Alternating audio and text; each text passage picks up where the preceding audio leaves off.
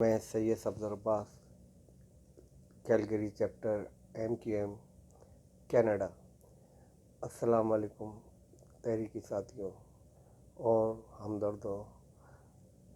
آج قائد تحریک نے چائنا کے لیے جو ٹویٹ کیا ہے اس میں کھول کر بتا دیا ہے کہ چائنا میں مسلمانوں کے ساتھ کیا سلوک ہو رہا ہے اور کس طریقے سے ان کے بے دردی سے رکھا جا رہا ہے، اور ظلم کی انتہا کی ہوئی ہے چائنا نے، اور اوپر سے حضور صلی اللہ علیہ وسلم کے لیے انہوں نے ویڈیو ایسی بنائی جس میں اپنے الفاظ نہیں استعمال کرنا چاہتا اس کے لیے، تاکہ بے حرمتی نہ ہو حضور صلی اللہ علیہ وسلم کی۔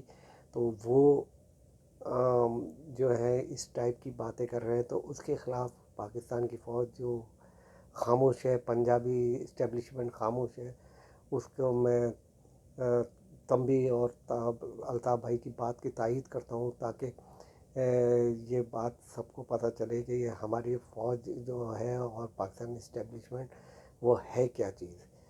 واقعی میں الطاف بھائی نے بالکل صحیح کہا ہے اور میں متفق ہوں، اور قائد تحریک جو بھی کہتے ہیں وہ بالکل صحیح کہتے ہیں، اور بالکل صحیح تجزیہ ہوتا ہے ان کا آنے والے وقت کا بھی اور موجودہ صورتحال پہ بھی۔